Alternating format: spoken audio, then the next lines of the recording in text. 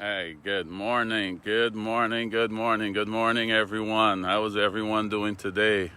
Happy Monday to everyone. Happy Monday to everyone. It's a beautiful day here, a little cloudy, but it's going to be great in a little bit. For the first time listeners, this is Gregory Wiles coming live to you from Houston, Texas with his morning inspirational walk. It's an inspirational morning walk where I get some exercise in the morning and just share some thoughts with you guys. Just give you a word of inspiration to get you through the day.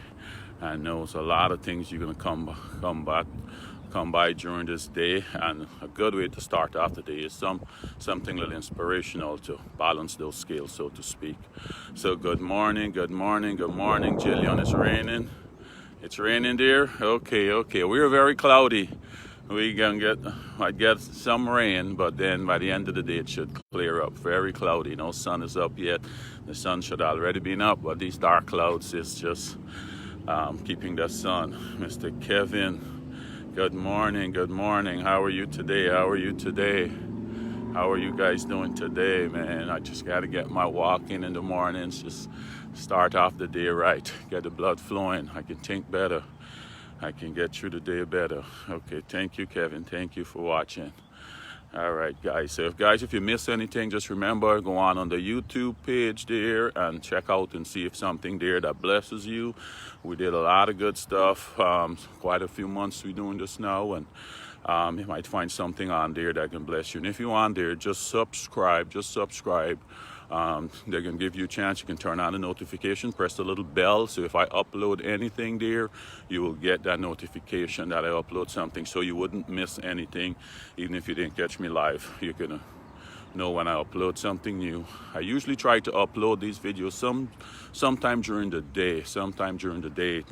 It's not no consistent time, just depends on how my day is going, but I try to do it before the day is out. So anyway, if you have your notifications on, you do subscribe.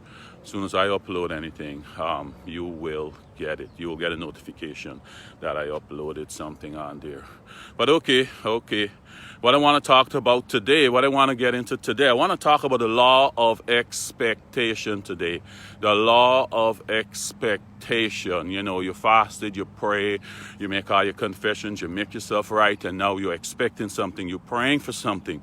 How do you prepare to expect that?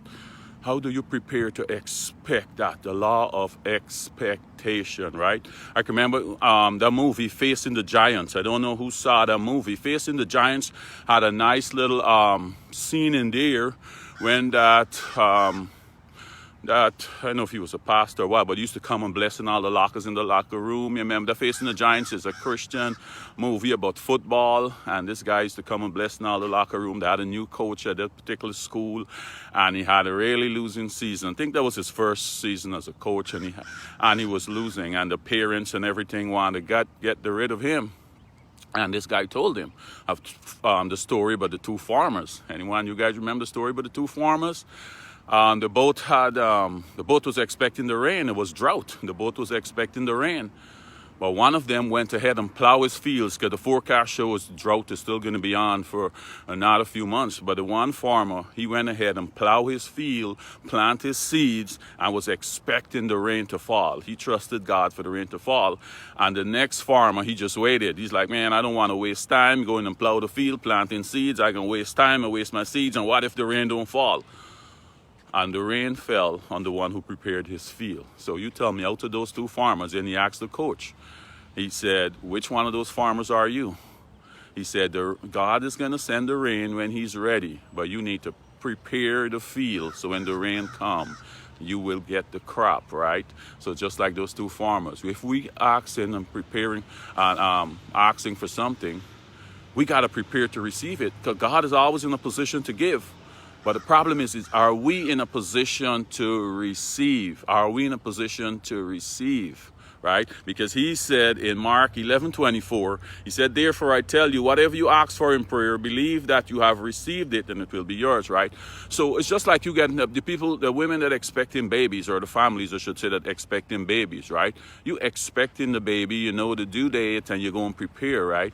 You prepare, you got your little crib, you done select the room, and you got your shower, and you're getting your gifts, and you're already preparing because you're expecting that baby coming, right? So you're preparing for that baby. Or you have someone coming and visit you, right? You have someone coming and visit you. So you prepare for that person, right? That's what you do. You prepare, you get your room, you don't know where they're going to be sleeping. If there's people coming from far, you're trying to plan an itinerary, you're done preparing meals, and you're preparing. So when you expecting, use that same thing. When you asking and praying for something, you got to prepare for it the same way. You got to expect it and prepare for it the same way, right? You got to be prepared. You got to put yourself, and you cannot be saying you go to God, you say your prayers in the morning, God, you said you're going to give us houses we did not build, and you said you're going to give us vineyards we did not plant. And yes, all of that. You praying all of that good prayer and confessing His word and the first thing you go to and say, man, I so broke like the 10 Commandments. I can't even pay attention. Now, what you doing, you're not expecting anymore there. Oh, all I doing is living to pay bills. I don't have anything. I just living to pay bills. And you just went to God asking Him to bless you. So you're not expecting. Here are the things what you saying now. Remember we talk about negative things, self-talk. Now you're saying everything contrary to expectation. If you're expecting it to come true, that's not the type of language you're supposed to be using. You got to be prepared knowing that it's going to happen, right? But what happened to a lot of us, a lot of times we get the reality is what dominates our minds, right? The reality is that bill is due tomorrow and you don't have the money to pay for it, right? Reality is you got to move out to your apartment by next week and you don't have nowhere else to go. That's the reality. The landlord said they can throw me out. That's the reality, right? And we get dominated by the reality. So we don't prepare and expect, right? And that's why Paul saying in 2 Corinthians 4:18, when he's writing the letter, he tell them, so we do not look at the troubles we can see now. We don't look at the troubles that we can see. Rather fix our gaze on the things that cannot be seen. For the things that we see now will soon be gone, but the things that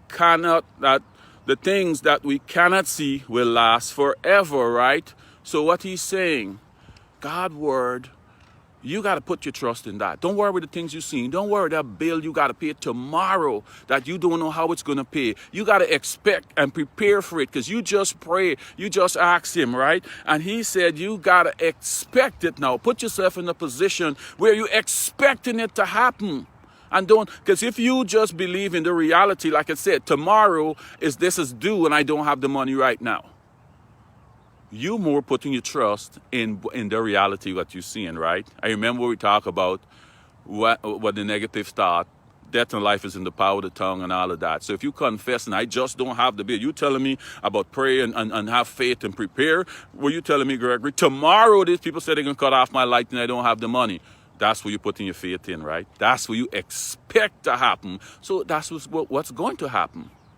That's what is going to happen. As I doing this, I remember a story. I remember when we was growing up, man. I was young teenager. Same scenario. And brothers and sisters might remember this as I'm talking about it. We had to move. The house that we were renting, we had to move. The landlord gave us the 30 days or whatever the case may be. And on the last day, we had to move the next day, right? The next day we had to move. Didn't pack up anything. They had nowhere to go. No, I saw my mother praying. I didn't understand these things then. I didn't understand about all of this stuff here, right? And she praying. I said, we're not going to pack. We got to move tomorrow. She's saying, okay, hold on. And she was just praying, right? Praying. About midday, the last day where we were supposed to be in the house, we got to move the next day. So the midday during that day, one of our neighbor, he was a teacher in San Juan de Islands and he had his house there and he came back and we didn't know he was in the country. Mother said, hi, how you doing? I didn't see you for a while, and they get in talking. He said, all is going well. He said, man, but I'm in a dilemma here right now. She said, what's going on? What happened? Something happened with the family? He said, no, the family is okay. He said, I have to leave tomorrow out to go back to go back to my job, but I don't know what I'm going to do with this house. I have no one to put in it because I think his brother-in-law was living in the house and he got married and he moved out. He said, I don't have no one to put in this house right now and I got to leave tomorrow. I don't know what I'm going to do. She said, what? You got to leave tomorrow and don't have anything to put in the house? She said, I got to move out of this house by tomorrow. I'm talking about the house right next door to us, right next door. She said, I got to leave by tomorrow. I got to come out to this house by tomorrow and I have nowhere to go. He said, what? He said, look, start packing and coming over here right now. This is the keys. We'll talk about the lease later. And I'm telling you, and that's what happened. So that day, the next day when we were supposed to move, we were already done. All we had to do is move things over a fence. Move things over a fence, and the bigger things just walk it from one gate to the next. So I'm telling you right now, right? You got to expect when you praying. How much are you in this situation right now? Something due tomorrow, next 2 days, and you don't have it, but you give up because you're down. And the reality is, I don't have it right now, and this is going to do in the next 2 days. So I don't know, okay, what you telling me? This is my reality. But I'm telling you, expect it. If you seriously asking for it, you got to expect it. Put yourself in position and prepare for it, right? So that house you praying for, that baby you praying for, that troubles in your family you praying for, are you preparing for it, or your thoughts are dominated by your reality right now? You're praying for that baby to come. Are you preparing for the baby? Are you already looking to pick out stuff? What crib you want? What this you want? How you want to set up? Start looking at schools. Start preparing for it. Just like the farmer. Prepare your field. Because you expecting this thing to come true that you praying for, right? In Matthew 7:7. Matthew 7, I can read from 7 through 11 and see what he said, right? He said, keep on asking and you will receive what you ask for. Keep on seeking and you will find. Keep on knocking and the door will be open to you. For everyone who asks receives, everyone who seeks finds, and to everyone who knocks the door will be open. So he's saying, if you asking, expect who you're going to ask to give you something. If you're going to knocking on those doors, expect those doors to open. And if you're seeking, expect to find. Why are you seeking if you don't expect to find? Why are you asking if you don't expect to receive, right? Why are you looking if you don't expect to find something? Then he further went on to say in the same Matthew 7:9, he said, you parents, if your children ask you for a loaf of bread, do you give them a stone instead? Or if they ask you for a fish, do you give them a snake? He's saying, if your child asks you for something, for bread, they're hungry, you can give them a stone? Or if they ask you for a fish, you can give them a snake? He said, of course not. So if you sinful people know how to give good gifts to your children, how much more will your heavenly Father give good gifts to you? Give gifts to those who ask him, right? So he's saying, you got to put yourself in position to receive if you ask. And you cannot ask and then doubt. You cannot ask and then doubt. You cannot ask and then go in and saying all these negative things. Some prophet might give you a good prophecy, some good thing happening to you, and then you leave the church or wherever he give you, say, man, you know what? I sure glad if that could happen, because nothing good never happened to me. Nothing good never happened to me. And look what you're doing. Instead, you put yourself in position to receive, okay, this is what's going to happen. This is what I'm expecting to happen.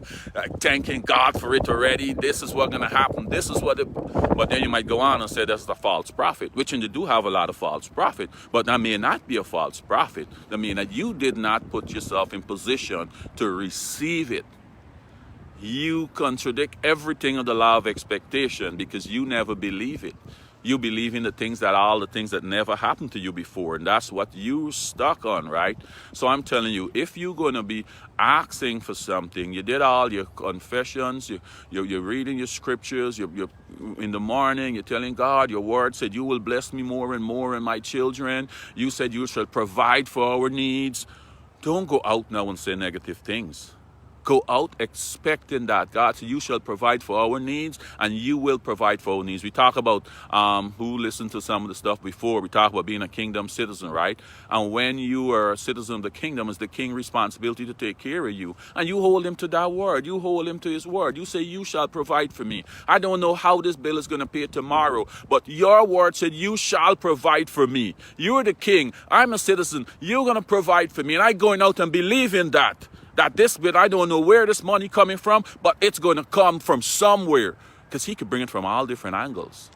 He owns everything, right? He owns everything. He probably talking to somebody right now to call you up and bless you. He probably got somebody writing a check right now for you. He got so much ways, and you cannot worry where it's coming from. You just got to believe and prepare that it's coming. Whatever I ask him for, it's coming. You got a new house that you're praying for. You're already going to start looking at looking and preparing what type of house you need, what we're going to decorate it, what you're going to need to do here, how you fill in the house. You start preparing your little money. I want this here. I start filling and you start preparing, right? Don't wait till you get it. Like the farmer, he can't wait for rain then to plow your fields. It's too late. I mean, he never did believe in the first place, right? But the one who went out and plowed the fields and planted seed, he was expecting rain, and he got rain, and he got a harvest, right, guys? So the law of expectation, guys, I know a lot of people, a lot of us in situations right now, and we're praying for something, and I'm here to tell you, it's not that God is taking long to get it. Sometimes he do. He comes in his own time.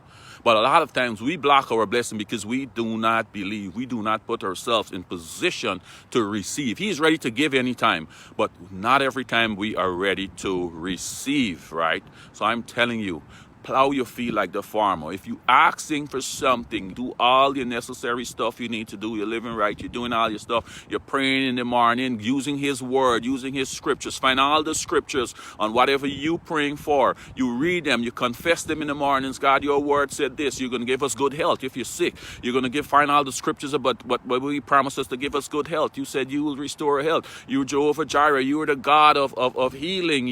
And you use those scriptures, and then you go out and expect to be healed. Expect what you be asking for, right? Don't contradict it by negative things. Don't contradict it by saying negative things after that. If you're expecting, right? So guys, I'm gonna leave that with you guys. I know this word, I hope it reach the people in time who need to hear it, who in a situation right now and they don't know how was the next move. Don't let your thoughts be dominated by the reality, what the bill said, what the bank said, what your bank account showing right now. You go out. Paul said, don't set your things on the eyes that you cannot see. Set your things on the eyes that are not seen. The things that are not seen. You don't know how you're getting the money yet, but you know it's coming somewhere, right? So set your eyes on the things that are not seen. That the things that are not seen is more real than the things that you can see, guys. I'm going to leave that with you guys today. But the law of expectation. Confess and believe and expect to receive what you're asking for, guys. Have a great, great Monday, and we'll talk again on Wednesday. Goodbye.